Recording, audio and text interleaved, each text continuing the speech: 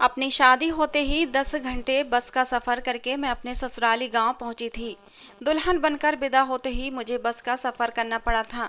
पूरा सफ़र मैं खामोशी के साथ तय किया था। गांव में अपने ससुराल में पहुंचकर मुझे कमरे में बिठा दिया गया। मैं एक बीए पास लड़की थी। मेरी शादी गाँव के किसी गवार के साथ कर दी गई थी। मैं फूट फूट कर रोती रही और क्या करती, मेरे दिल में कोई उमंग ही नहीं थी। बस अफसोस था, आंसू थे और गमों का पहाड़ था जिसके वजह से मेरा सीना फटा जा रहा था। जब मेरा पति लखन मेरे कमरे में आया तो मेरे चेहरे पर गुस्सा और नफरत के भाव उभर आए थे। मैंने एक नज़र उस पर डाली और गुस्से से मुंह दूसरी तरफ फेर लिया। सफ़ेद कुर्ता पजामा पहने और उस पर बड़ी बड़ी मूछें, वो बिल्कुल भी हैंडसम नहीं लग रहा था। मुस्कुराने पर उसकी बत्ती सी पूरी बाह नजर आ रही थी। वो मुस्कुराते हुए आकर मेरे पास बैठ गया और कुछ देर तक मुझे मदहोश नज़रों से देखने लगा। मुझे उसका यूं देखना भी बुरा महसूस हो रहा था। मुझे वो एक आंख भी नहीं भा रहा था। जी चाह रहा था कि धक्के मार कर उसे कमरे से निकाल दूं। लखन मुझसे कहने लगा कि मैं बहुत ही खुशकिस्मत हूँ जो मुझे आप जैसी पढ़ी लिखी पत्नी मिली है। मैंने उसकी बात सुनी और एक तीखी सी नज़र उस पर डाली और कहा, लेकिन मैं बहुत ही बदकिस्मत हूँ जो मुझे तुम जैसा अनपढ़, जाहिल, गवार और बदसूरत पति मिला है। मेरी बात सुनकर उसके चेहरे की सांवली रंगत और भी ज़्यादा सांवली हो गई थी। उसके आगे के 2 दांत भी बाहर से ही दिखाई दे रहे थे। वो शायद मुझसे खरी खरी बातें सुनने की बिल्कुल भी उम्मीद नहीं करता था, लेकिन मेरे अंदर तो पहले से ही जहर भरा हुआ था। मेरे माँ बाप ने मेरे लाख मना करने के बावजूद भी मेरी शादी अपने दोस्त के बेटे से कर दी थी, जो गांव में एक किसान था। मेरे पापा का कहना था, लड़का बहुत ही अच्छा और सभ्य संस्कारी है, कमाता भी अच्छा है, तुम उसके साथ खुश रहोगी। लेकिन क्या खुशी का सिर्फ एक ही कारण यही होता है कि लड़का अच्छा कमाता हो, उसके पास ढेर सारा पैसा हो? मेरे दिल की खुशी की कोई वैल्यू ही नहीं थी कि मुझे क्या पसंद है और क्या नापसंद। कम से कम मेरी मर्जी भी पूछ लेना चाहिए थी। मुझे गांव में रहकर एक अनपढ़, जाहिल, गवार से शादी करना बिल्कुल गवारा नहीं था। मेरे अंदर एक आग सी लगी हुई थी जो किसी भी तरह शांत नहीं हो रही थी। मेरे अंदर एक ऐसी जलन थी कि मेरे शब्द मेरे बस में नहीं थे। मेरा जी चाह रहा था कि मैं लखन पर अपने अंदर की सारी भड़ास अभी के अभी निकाल दूं। मेरी बात सुनकर वो हैरत से मुझे तके जा रहा था। फिर कहने लगा, क्या बात है अंशिका, क्या अंकल ने तुम्हारी शादी की चीज़ें तुम्हारी मर्जी से नहीं लेने दी?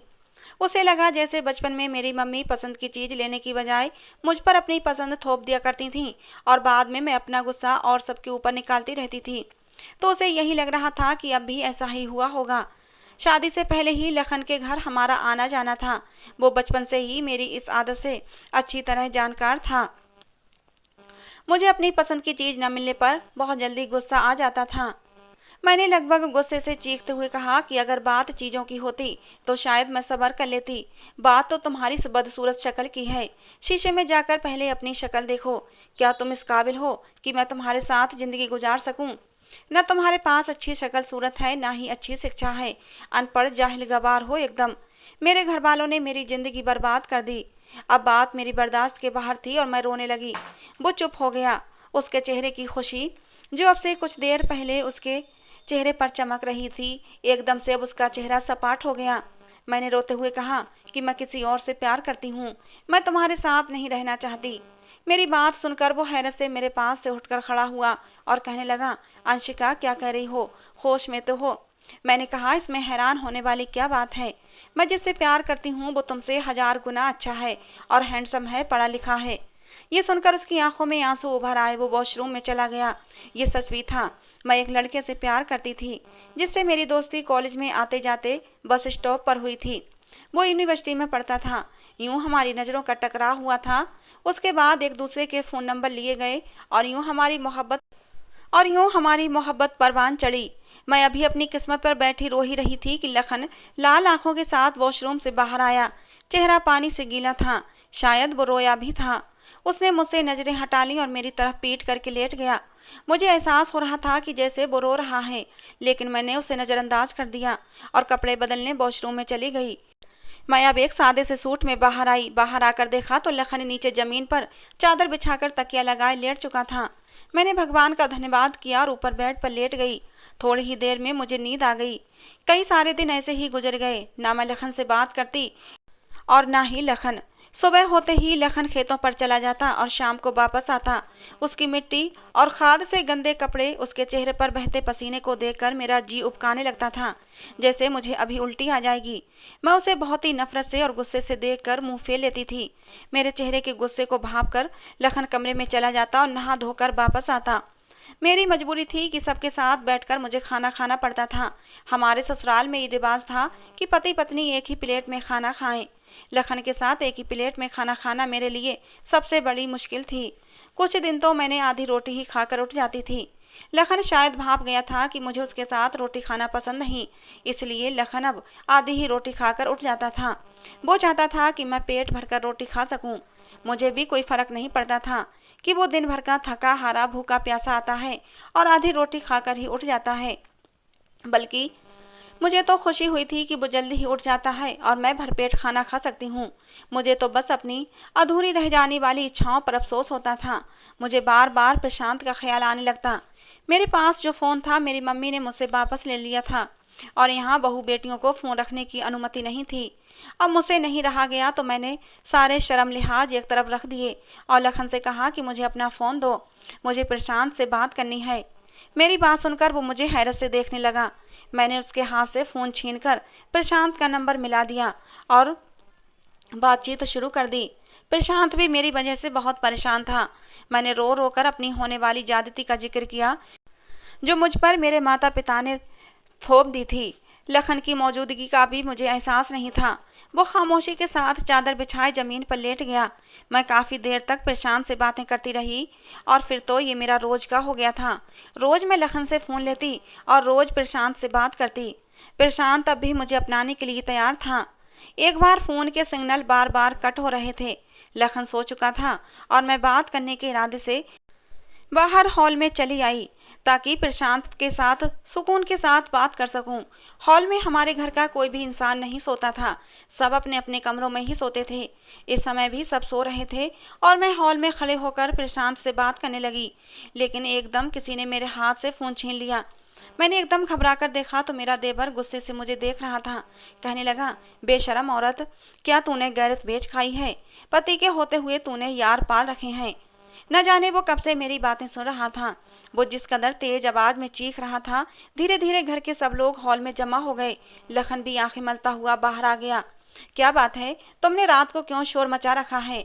लखन ने बहुत ही सख्त शब्दों में मेरे देवर को डांटा। मेरे देवर ने सबके सामने मेरी पोल खोल कर रख दी। सब मुझे देखकर हैरान थे। मुझे लगा अब तो मुझे सब घर से निकाल ही देंगे और ये सोचकर मैं खुश हो गई थी कि चलो अच्छा है, जान तो छूटेगी और मैं वापस अपने घर लौट जाऊंगी और फिर प्रशांत से शादी कर लूंगी। लेकिन लखन ने सबके सामने मेरे देवर को झूठा साबित कर दिया। कहने लगा, ये मेरी ही अनुमति से अपनी सहेली को फ़ोन करती है। मुझे अपनी पत्नी के चरित्र पर पूरा विश्वास है। खबरदार, जो किसी ने मेरी पत्नी के चरित्र पर शक किया या किसी ने उसके पाक साफ दामन पर कीचड़ उछालने की कोशिश की तो मुझसे बुरा कोई नहीं होगा। वो कुछ ही शब्दों में अपनी बात सबको समझा चुका था। बात वहीं ख़त्म हो गई, लेकिन मुझे लखन पर इस बात पर भी गुस्सा आने लगा। मैंने कहा, तुम होते कौन हो मेरे बारे में ऐसा कहने वाले? अच्छा खासा मेरा रास्ता साफ हो रहा था। तुम अपने भाई की बात पर विश्वास करके मुझ पर इल्ज़ाम लगाकर मुझे घर से बाहर निकाल सकते थे। तुम जानते हो मैं किसी से बात करती हूँ। मैं यहाँ से चली जाती और फिर मजबूरन मेरे माता पिता को मेरी शादी प्रशांत से करवानी पड़ती, लेकिन तुम्हारी इन बातों ने मेरे सारे रास्ते बंद कर दिए। तुम मेरा पीछा छोड़ क्यों नहीं देते? उसने मेरी बात बहुत ही खामोशी से सुनी थी, जो मैं गुस्से में चीख चीख कर कह रही थी। वो कहने लगा, तुम मेरे साथ नहीं रहना चाहती, तब भी मैं तुम्हारे चरित्र पर गलत बात बर्दाश्त नहीं कर सकता और तुम्हारे माँ बाप की इज्जत मेरी इज्जत है। अगर तुम्हारी इज्जत उतरेगी तो तुम्हारे माँ बाप की भी इज्जत सरेआम नीलाम हो जाएगी। मैं सारे इल्ज़ाम खुद पर लेकर तुम्हें छोड़ दूंगा ताकि तुम पर कोई उंगली ना उठा सके। 2-3 दिन में मैं तुम्हें शहर ले जाऊंगा और वो लड़का तुम्हें इज्जत से अपना लेगा। अगर अपनाने को तैयार है तो मैं तुम्हें खुद अपने ऊपर इल्ज़ाम लेकर तुम्हारी माँ के घर छोड़ आऊँगा और बाद में तलाकनामा भी भेज दूंगा। लखन की बात सुनकर मैं पहली बार लाजवाब हो गई थी। वो कम पढ़ा लिखा था, लेकिन बिल्कुल अनपढ़ नहीं लग रहा था। वो तो बहुत ही पढ़े लिखों जैसी बातें कर रहा था। गैरत इज्जत की बात अच्छी तरह से जानता था, लेकिन न जाने क्यों मेरे अंदर अब उसके लिए जज्बात बदलने लगे थे। लेकिन मैंने जल्दी ही अपने आप को संभाला और अपना सर झटक दिया और फिर अगले दिन प्रशांत को सारी बात बता दी। सारी बात सुनकर प्रशांत भी बहुत खुश हुआ था। कहने लगा, तुम शहर आ जाओ और अपने पति से तलाक ले लो, हम कोर्ट मैरिज कर लेंगे। तुम मेरे पास ही रहना, उसके बाद तुम्हारे माँ बाप हमें अपनाने पर मजबूर हो ही जाएंगे। प्रशांत की बातों पर मैंने हामी भर ली। कुछ दिन बाद लखन के साथ मैं शहर चली गई। प्रशांत के बताए हुए पते पर पहुंचकर मैंने लखन को कहा, अब तुम जाओ और मुझे तलाक के पेपर भेज देना। उसके बाद तुम्हारा मुझसे कोई संबंध नहीं रहेगा। मैं प्रशांत से शादी कर लूंगी। वो कहने लगा, मैं तुम्हारे लिए तलाक के पेपर जल्दी ही भेज दूंगा। कुछ कागजी कार्रवाई करके कल इसी पते पर पेपर आ जाएंगे। वो ये कहकर चला गया। मैंने प्रशांत के घर का दरवाजा खटखटाया। दरवाजा प्रशांत ने ही खोला था। मुझे देखकर वो मुस्कुराया। मैं उसके साथ घर में दाखिल हो गई, लेकिन उसके घर में उसके घर वाले नजर नहीं आ रहे थे।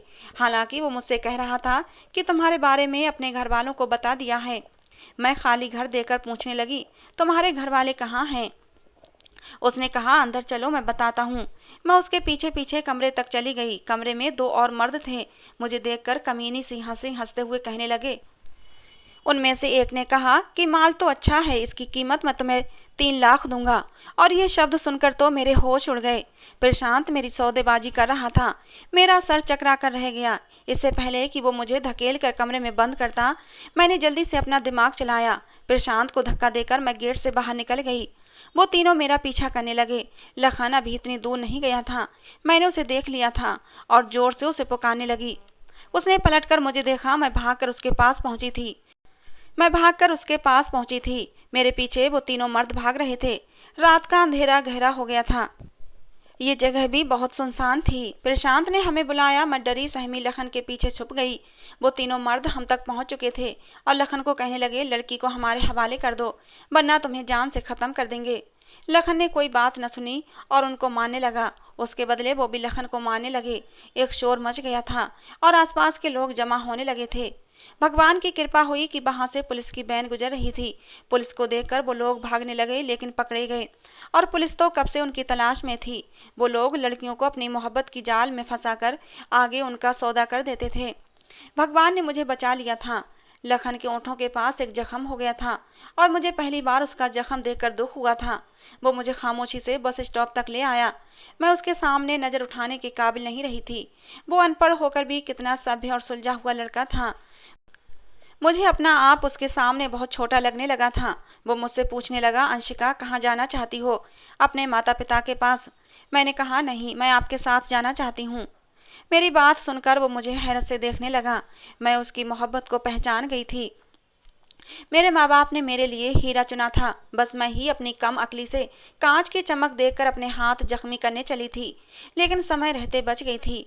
लखन ने मुझे कोई दूसरा सवाल नहीं पूछा और वो मुझे अपने गांव ले गया।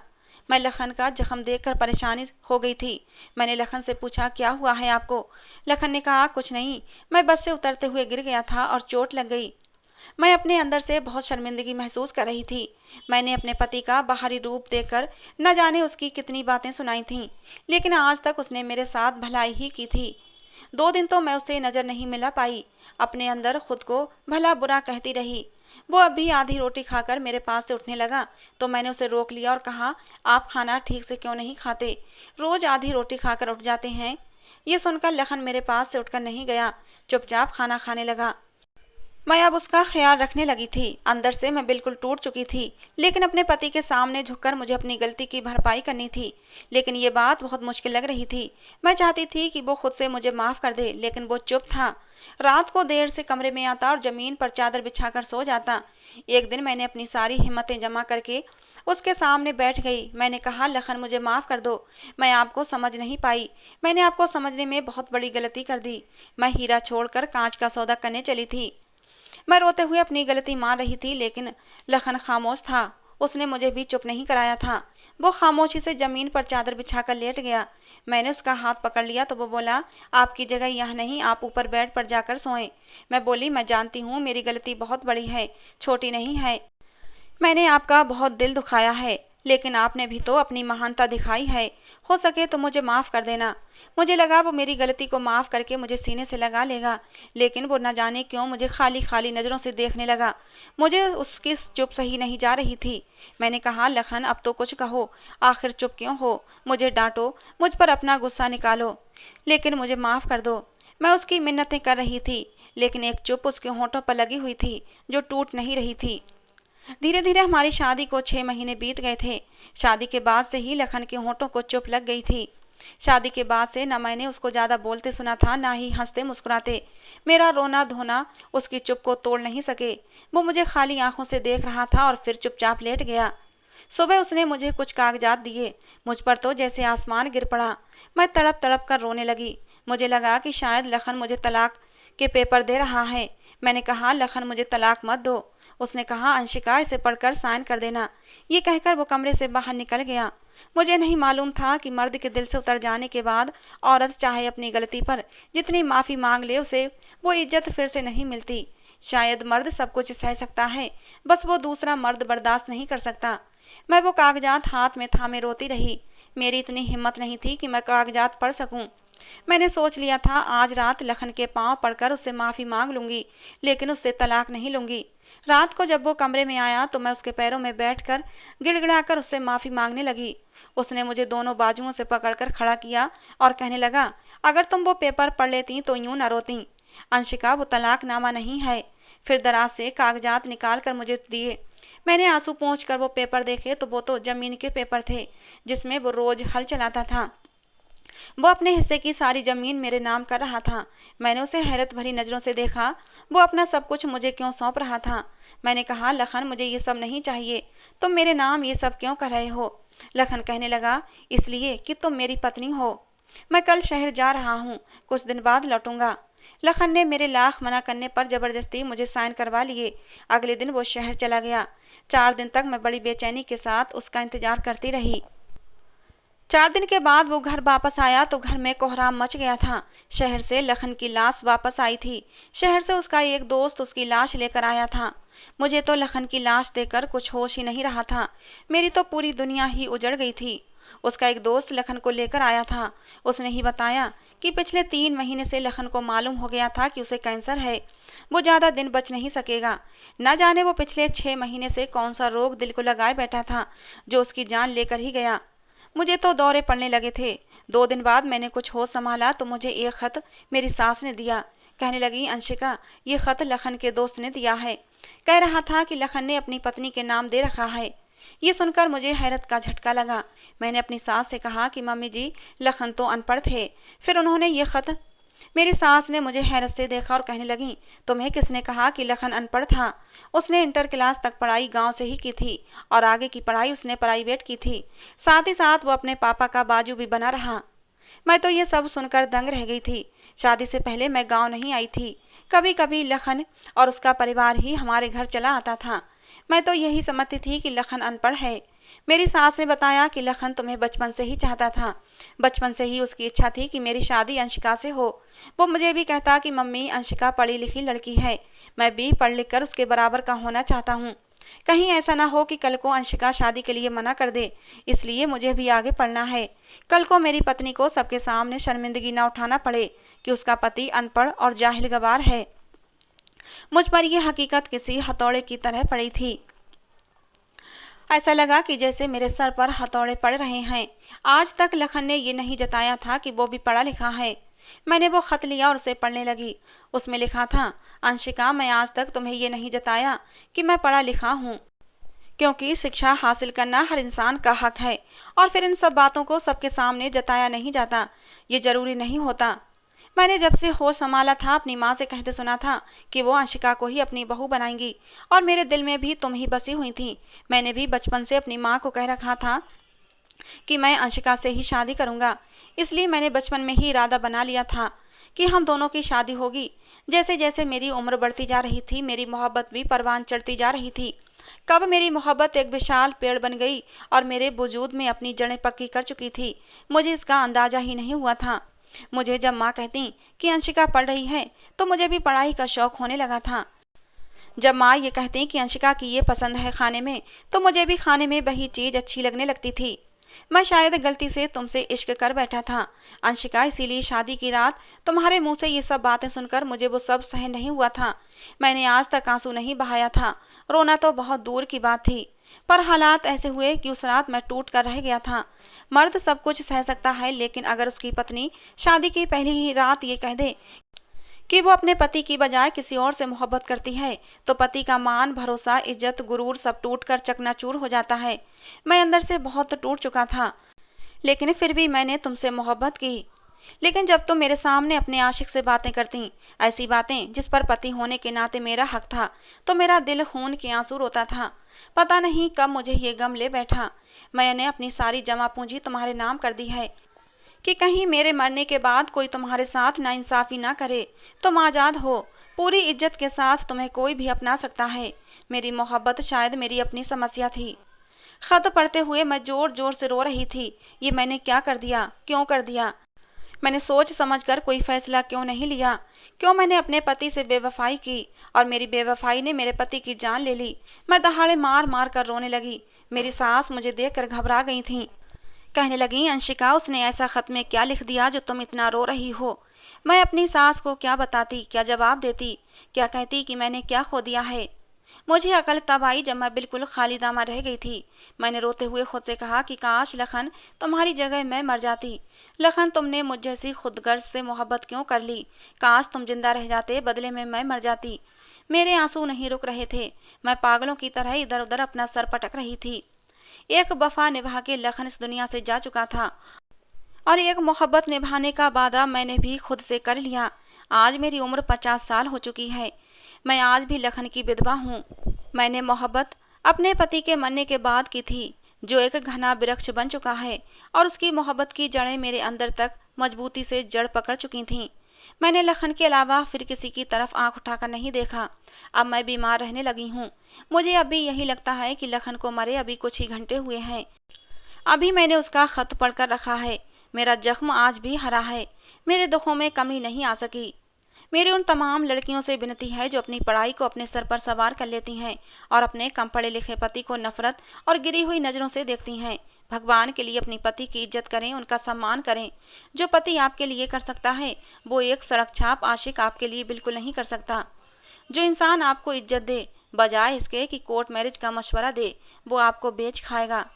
काश अगर बात ही मेरे समझ में आई होती तो लखन आज भी जिंदा होता। तो दोस्तों, आज की हमारी कहानी आपको कैसी लगी ज़रूर बताना। कहानी को लेकर अपनी राय ज़रूर देना। कहानी पसंद आई हो तो लाइक किए बिना मत जाना।